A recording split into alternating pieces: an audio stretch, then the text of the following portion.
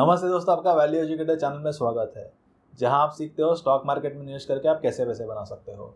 तो मेरा नाम है शशांक और आज हम डिस्कस करेंगे कोटक बैंक और एचडीएफसी बैंक, ये दोनों बैंक्स में से कौन सा जो बैंक है वो एक बेहतरीन बैंक है, इसके बारे में डिस्कस करेंगे।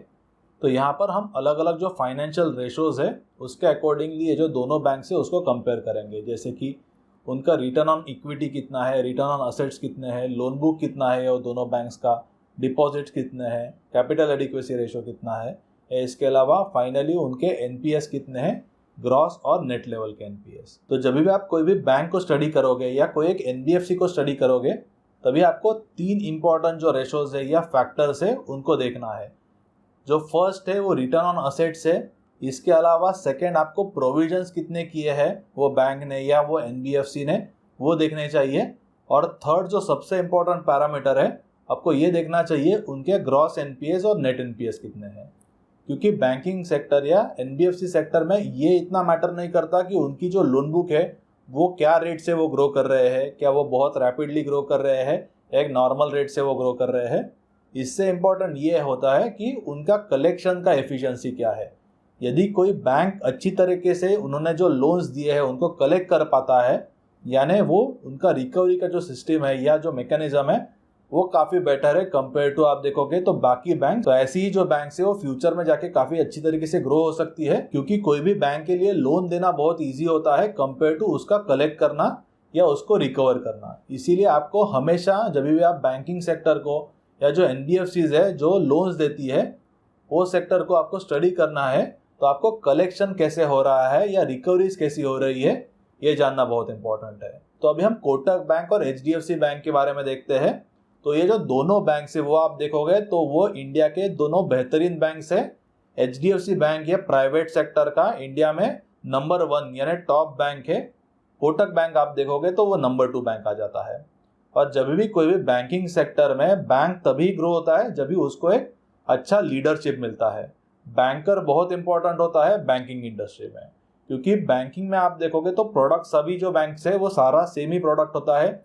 एक सिंपल मैकेनिज्म होता है बैंकिंग इंडस्ट्री में, बैंक डिपॉजिटर से डिपॉजिट लेते हैं और बाद में जो कस्टमर है उसको लोन दिया जाता है, और जो स्प्रेड होता है डिपॉजिट्स के जो टोटल इंटरेस्ट रेट है और कंपेयर टू लोन का क्या इंटरेस्ट रेट्स है, ये जो स्प्रेड है वो बेसिकली बैंक का प्रॉफिट हो जाता है। तो ये एक बेसिक फंक्शन होता है कोई भी एक बैंक का। पर कोई भी बैंक को सक्सेसफुल होने के लिए एक स्ट्रॉन्ग लीडरशिप जो है उसकी बहुत जरूरत होती है। तो आप एचडीएफसी बैंक के केस में देखोगे तो आदित्य पुरी इन्होंने ये जो बैंक है उसको लगभग 26 ईयर्स से लीड किया है, और जब ये जो बैंक का आईपीओ आया था तभी इसका मार्केट कैपिटलाइजेशन लगभग 800 करोड़ टू 1000 करोड़ का था, और फिलहाल में आप उसका मार्केट कैपिटलाइजेशन देखोगे तो लगभग 7,50,000 करोड़ का हुआ है, यानी बहुत आप देखोगे तो इसमें ग्रोथ हुआ है। सिमिलरली आप यदि कोटक बैंक में देखोगे तो कोटक बैंक को उदय कोटक जी लीड कर रहे हैं, तो ये भी काफी स्ट्रॉन्ग लीडर है और उन्होंने ये जो बैंक है उसको काफी ग्रो किया है। और इसीलिए बैंकिंग इंडस्ट्री को स्टडी करते समय ये कहा जाता है you should bet on a jockey not on a horse. तो काफी इंपॉर्टेंट है कि लीडर कौन है, वो बैंक को चलाने वाला कौन है या उनके एमडी या सीईओ कौन है, रादर देन वो बैंक का फिलहाल में क्या कंडीशन है। तो अभी हम कोटक बैंक और एचडीएफसी बैंक को कंपेयर करेंगे अलग अलग फाइनेंशियल रेशोज के अकॉर्डिंगली, और बाद में देखेंगे कि ये दोनों बैंक्स में से कौन सा जो बैंक है वो एक बेहतरीन बैंक है।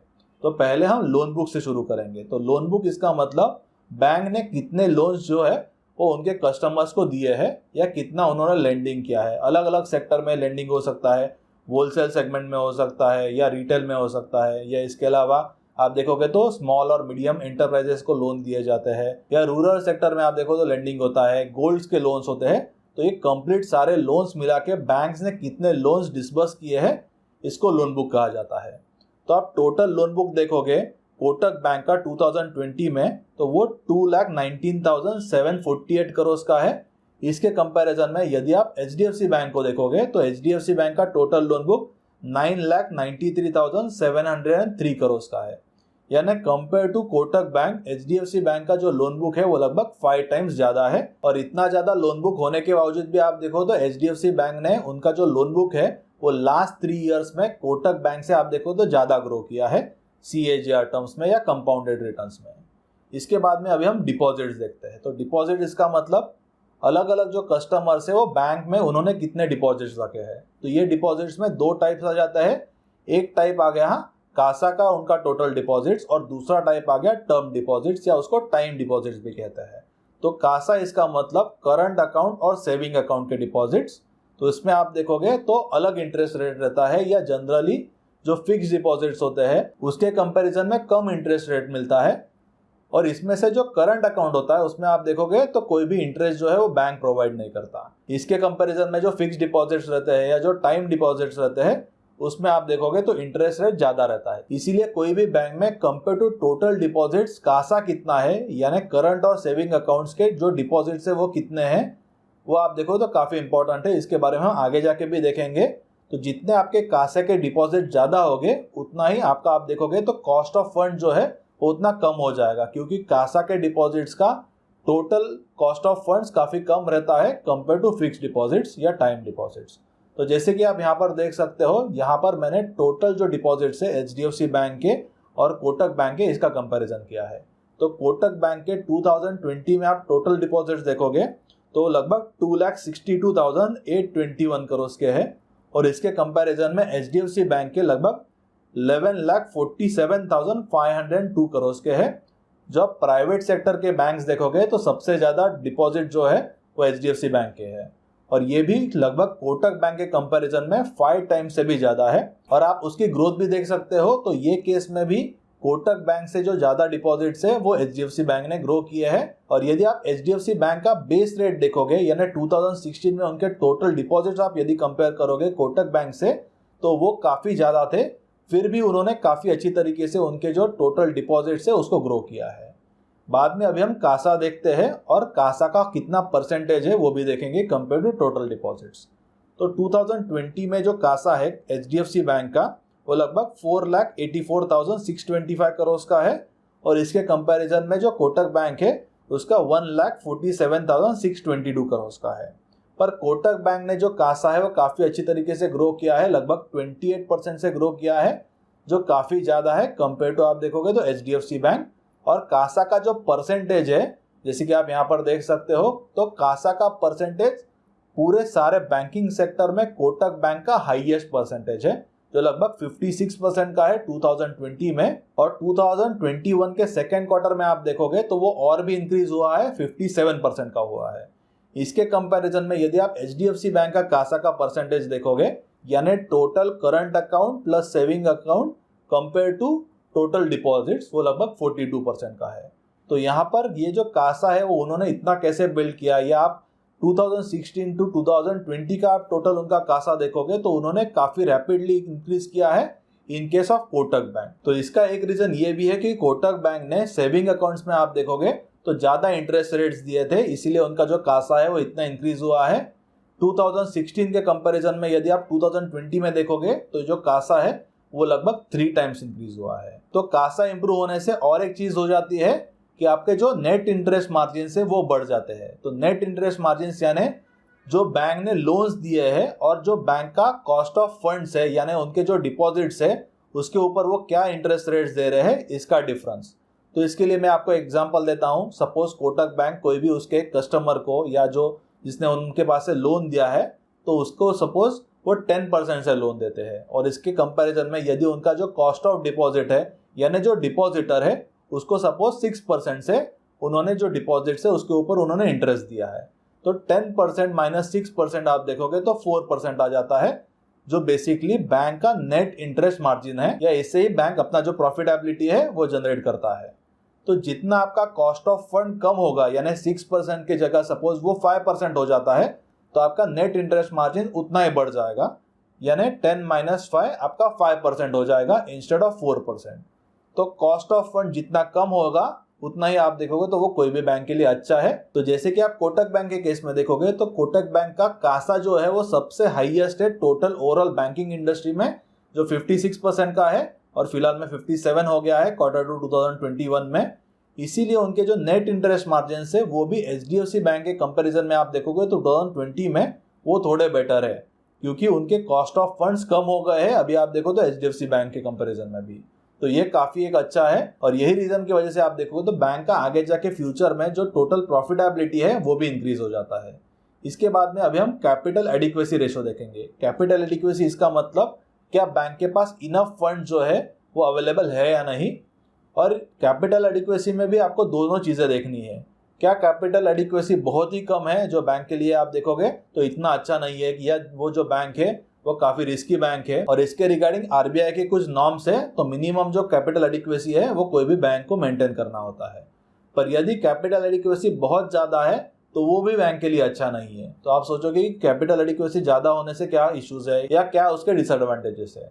तो यदि कैपिटल एडिक्वेसी ज़्यादा है, सपोज 21 या 23 या 25% का है, तो इसका मतलब ये है कि बैंक बहुत ज़्यादा कंजर्वेटिव है और वो जो लोन्स है वो डिसबर्स नहीं कर रही है। तो यदि बैंक ज़्यादा लोन्स नहीं देगी तो आप देखोगे तो उनके जो प्रॉफिट है वो भी उतना कम हो जाएगा। इसीलिए कैपिटल एडिक्वेसी रेशो बहुत ज़्यादा भी नहीं होना चाहिए और बहुत कम भी नहीं होना चाहिए। लगभग 17-18% या 19% के आसपास कैपिटल एडिक्वेसी रेशो एक हेल्दी रेशो माना जाता है। उसके बाद में अभी हम कॉस्ट टू इनकम रेशो के बारे में डिस्कस करेंगे। तो कॉस्ट टू इनकम रेशो इसका मतलब बैंक ने कितने ऑपरेशनल एक्सपेंसेस किए हैं, जैसे कि कितने नए नए जो ब्रांचेस है उनको ओपन किया है, या एम्प्लॉय कॉस्ट पे उन्होंने कितना एक्सपेंसेस किया है, अलग अलग जो सीनियर लेवल की मैनेजमेंट है क्या उन्होंने बहुत ज़्यादा हायरिंग किया है। तो इसके ऊपर डिपेंड करता है कि कॉस्ट टू इनकम रेशो कितना है। यदि जो बैंक है वो नया बैंक है, रिसेंटली शुरू हुआ है, तो वहाँ पे आप देखोगे तो उनको बहुत ज़्यादा जो ब्रांचेस है वो ओपन करने होते हैं और नए ब्रांचेस ओपन करने के लिए आप टोटल जो एक्सपेंसेस देखोगे तो वो भी काफ़ी बढ़ जाते हैं। इसीलिए कोई भी नया बैंक का कॉस्ट टू इनकम जो रेशो है वो काफ़ी ज़्यादा होता है कंपेयर टू एक जो बैंक है उसको काफ़ी समय हो गया है। जैसे कि मैं आपको एक एग्जांपल देता हूँ कि आईडीएफसी फर्स्ट बैंक फिलहाल में काफ़ी ज़्यादा उनकी जो ब्रांचेस है वो इंक्रीज कर रहा है, इसीलिए आप यदि उनका कॉस्ट टू इनकम रेशो देखोगे तो वो लगभग 65% का है। तो इसके कंपैरिजन में यदि आप कोटक बैंक को देखोगे तो कोटक बैंक का कॉस्ट टू इनकम जो रेशो है वो 2020 में लगभग 47% का था और एचडीएफसी बैंक का आप देखो तो सबसे कम है कॉस्ट टू इनकम रेशो जो लगभग 38% का है। तो जैसे जैसे जो बैंक है वो मैच्योर होते जाता है वैसे वैसे उसका जो कॉस्ट टू इनकम रेशो है वो कम होते जाता है, जो बैंक के लिए काफ़ी अच्छा है। नए बैंक के लिए generally cost to income ratio ज़्यादा होता है। कॉस्ट टू इनकम रेशो के बाद में अभी हम प्रोविजन कवरेज रेशो देखेंगे। प्रोविजन कवरेज रेशो इसका मतलब ऐसे कितने असेट्स है या ऐसे कितने लोन्स है जिसके रिलेटेड मैंने प्रोविजंस करके रखा है। इसके लिए मैं एक आपको एग्जांपल देता हूँ। तो सपोज मेरा टोटल जो लोन बुक है वो 100 करोड़ का है, यानी 100 करोड़ के जो लोन्स है वो मैंने डिसबर्स किए हैं। इसमें से ऐसे मुझे कुछ लोन्स लगते हैं कि वो ज़्यादा रिस्की है या वो डिफॉल्ट होने के ज़्यादा चांसेस है, तो उसका मैंने एक सपोज लिस्ट किया। वो लगभग सपोज 15 करोड़ के लोन्स है। तो ये 15 करोड़ के लोन्स में से मैंने कितना प्रोविजंस किया है, यानी ऑलरेडी मैं ऐसा अमाउंट साइड में रख दूंगा या मेरे प्रॉफिट एंड लॉस स्टेटमेंट में उसको मैं एज अ लॉस बुक करूंगा टोटल कंपेयर टू 15 करोड़। तो टोटल 15 करोड़ में 5 करोड़ मैंने साइड में रख दिए या प्रॉफिट एंड लॉस स्टेटमेंट में मैंने उसको एज अ लॉस बुक किया, तो मेरा प्रोविजन कवरेज रेशो 5/15 यानी लगभग 33% का हुआ। यदि मैं इंस्टेड ऑफ 5 करोड़ 7.5 करोड़ के प्रोविजंस करता हूँ, यानी प्रॉफिट एंड लॉस स्टेटमेंट में उतना मैं लॉस दिखाता हूँ, तो प्रोविजन कवरेज रेशो जो है वो 50% का है। तो जितना जनरली ज़्यादा प्रोविजन कवरेज रेशो होगा कंपेयर टू स्ट्रेस असेट्स, वो उतना ही वो बैंक के लिए अच्छा होता है, ताकि फ्यूचर में वो जो बैंक है वो काफ़ी कम रिस्की है। तो सपोज कोई एक बैंक का प्रोविजनिंग कवरेज रेशो कम है और फ्यूचर में ये जो लोन्स बैंक ने दिए हैं वो डिफॉल्ट हो जाते हैं, यानी कस्टमर ये जो लोन्स है वो रीपे नहीं कर पाता है, तो प्रोविजनिंग कवरेज रेशो इंक्रीज हो जाएगा। ये आप देखोगे तो बैंक को ज़्यादा प्रोविजनिंग करना पड़ेगा और इसी वजह से बैंक के जो प्रॉफिट्स है वो काफ़ी कम हो सकते हैं। तो यदि बैंक का प्रोविजनिंग कवरेज रेशो ज़्यादा है तो जनरली ये आप देखोगे तो वो बैंक के लिए सेफर होता है फ्यूचर के लिए। तो जैसे कि आप यहाँ पर कोटक बैंक का और एचडीएफसी बैंक का प्रोविजनिंग कवरेज रेशो देख सकते हो, लगभग 70% के आसपास है। कोटक बैंक का प्रोविजनिंग कवरेज रेशो पहले कम था और आगे जाके उन्होंने इंक्रीज किया है, तो ये आप देखो तो बैंक के लिए अच्छा है। इसके बाद में अभी हम नेक्स्ट रेशो देखते हैं जो रिटर्न ऑन असेट्स का है।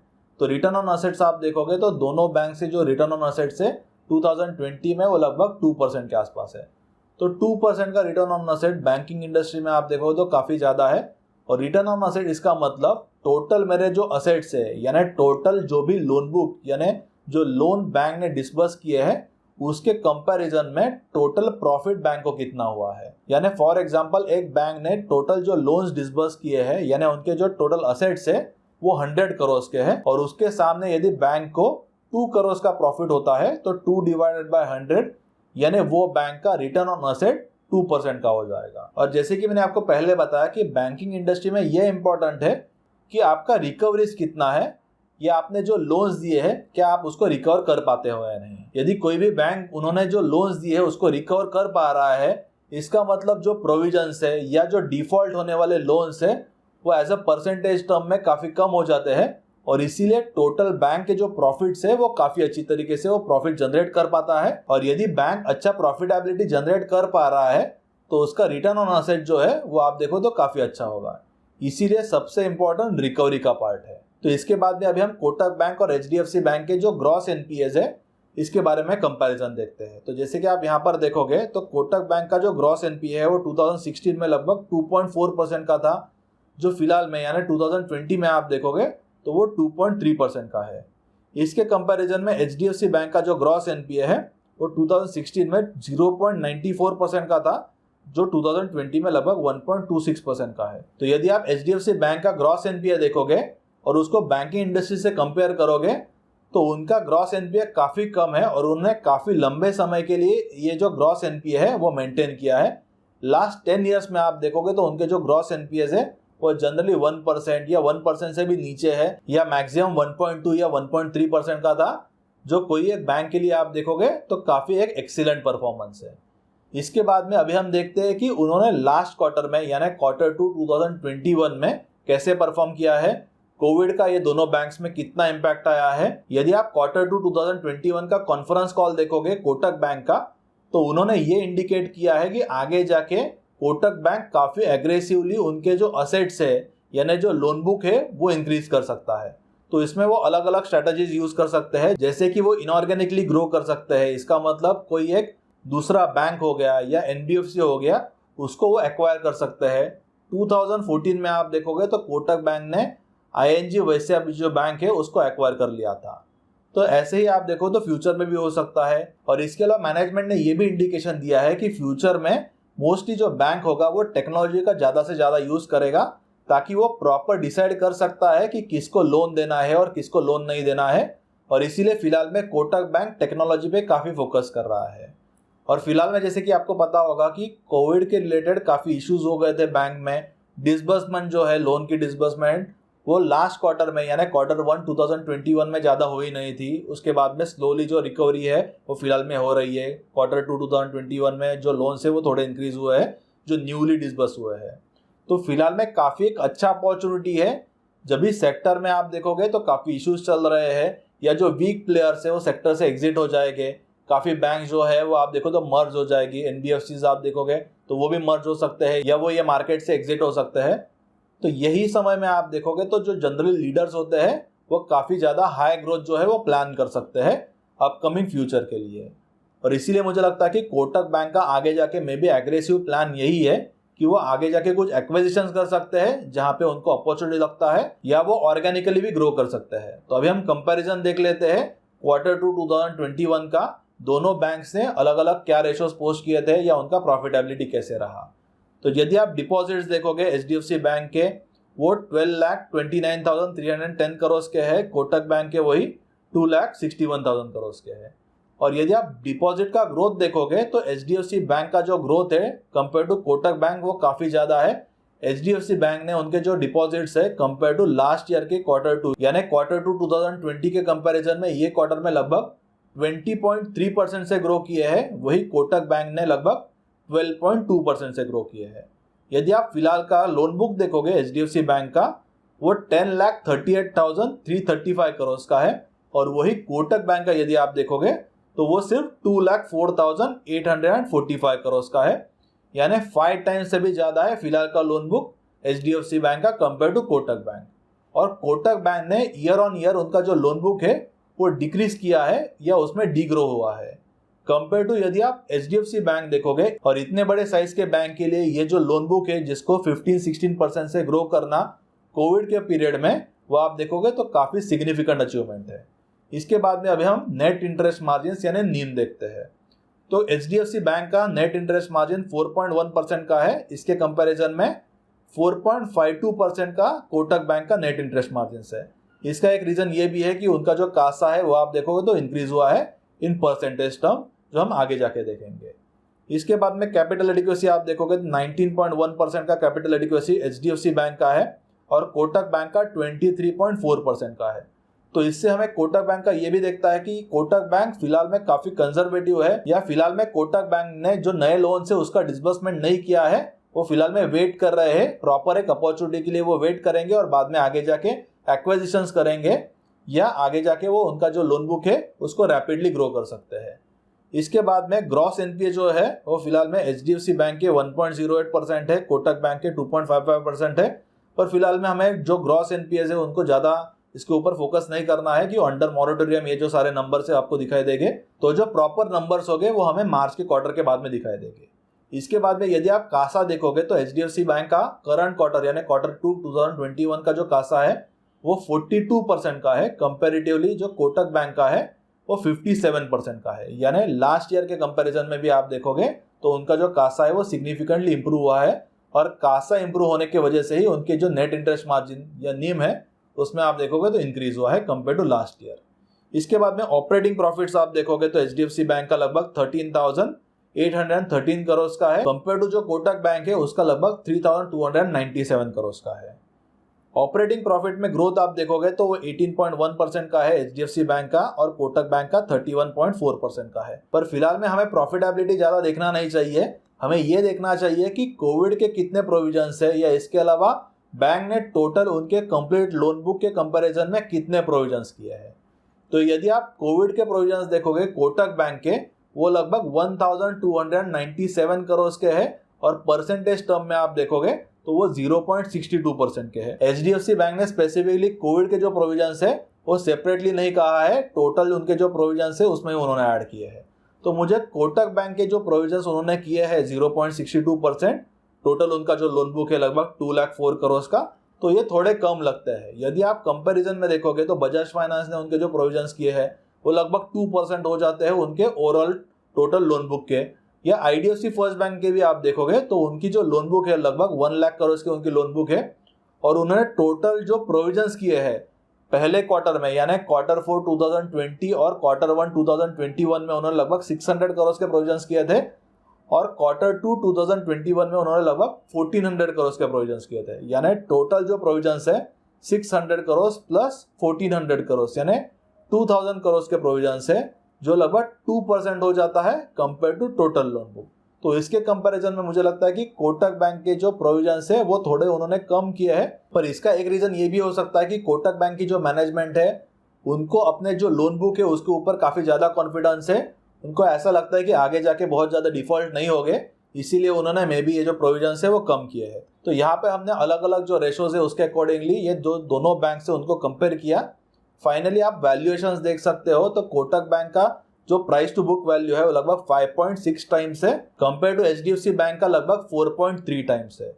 तो यदि आप कोटक बैंक का टोटल वैल्यूएशंस देखोगे और कोई भी बैंक को आपको वैल्यू करना होगा तो आपको प्राइस टू बुक वैल्यू के टर्म्स में उसको वैल्यू करना चाहिए। तो मुझे लगता है कि फिलहाल में जो वैल्यूएशंस है वो बहुत ज़्यादा एक्स्ट्रा वैल्यूएशंस है, पर आगे जाके मे बी उनके जो प्रॉफिट्स है वो बढ़ जाते हैं तो यहाँ पर बुक वैल्यू भी इंक्रीज हो जाएगा और price to book value may be थोड़ा कम हो सकता है। तो मुझे पर्सनली एचडीएफसी बैंक बेटर लगता है कोटक बैंक के कंपैरिजन में, क्योंकि एचडीएफसी बैंक का साइज इतना बड़ा हो चुका है, फिर भी उनका जो ग्रोथ रेट है वो आप देखोगे तो वो कोटक बैंक के कंपैरिजन में ज़्यादा ग्रो कर रहे हैं। लास्ट 3 ईयर्स का आप उनका डिपॉजिट्स का भी ग्रोथ देख सकते हो, या इसके अलावा उनका टोटल जो लोन बुक का ग्रोथ है वो भी बेटर है। प्रॉफिटेबिलिटी भी आप देखोगे तो वो उन्होंने अच्छा प्रॉफिटेबिलिटी मेंटेन किया है, और लगभग 18 to 20% से उन्होंने जो प्रॉफिटेबिलिटी है उसको इंक्रीज किया है। इसके कंपैरिजन में यदि आप कोटक बैंक का देखते हो तो कोटक बैंक का फिलहाल में जो डिपॉजिट्स का ग्रोथ है वो थोड़ा कम है, या लोन बुक का भी आप देखोगे ग्रोथ लास्ट ईयर के कंपैरिजन में ये ईयर में उन्होंने डीग्रो किया है, पर उनका जो कासा है वो कासा उन्होंने काफी ज्यादा आप देखोगे तो इंक्रीज किया है, और इसकी वजह से उनके जो नेट इंटरेस्ट मार्जिन है वो भी काफी बेटर है कंपेयर टू एचडीएफसी बैंक। और आगे जाके कोटक बैंक में भी कुछ इनऑर्गेनिक तरीके से ग्रो कर सकता है, जैसे कि उन्होंने 2015 में एक्विजिशन किया तो वो आगे जाके ये साल में भी कर सकते हैं या मे बी नेक्स्ट ईयर कर सकते हैं। तो यहाँ पर ये पॉसिबिलिटीज है कोटक बैंक के लिए। यदि आपको और जानकारी चाहिए होगी तो आप जो कॉन कॉल्स है उनको अटेंड कर सकते हो, मैं भी काफ़ी जो कॉन कॉल्स है उनको अटेंड करता हूँ, मैनेजमेंट को क्वेश्चन पूछता हूँ, ताकि और क्लैरिटी मिल जाता है कोई भी एक स्टॉक है जो उसको स्टडी करने के लिए। तो फिलहाल में मुझे HDFC बैंक पर्सनली अच्छा लग रहा है। इसके रिलेटेड आपका क्या ओपिनियन है कि HDFC बैंक अच्छा है या कोटक बैंक अच्छा है, फ्यूचर में कौन सा जो बैंक है वो अच्छी तरीके से और ग्रो कर सकता है? इसके रिलेटेड मुझे आप नीचे कमेंट सेक्शन में बता सकते हो। और आपके कुछ सजेशंस हो गए या आपको और जो कुछ स्पेसिफिकली दूसरे स्टॉक्स है इनके बारे में डिटेल एनालिसिस चाहिए होगा तो वो भी आप मुझे नीचे कमेंट सेक्शन में। वीडियो से आपको फ्यूचर में भी मिलते रहे और ये वीडियो जरूर आप आपके फ्रेंड्स के साथ शेयर कीजिए ताकि उनको भी ये जो सारा नॉलेज मैंने शेयर किया है उससे उनको भी काफी बेनिफिट मिल जाएगा।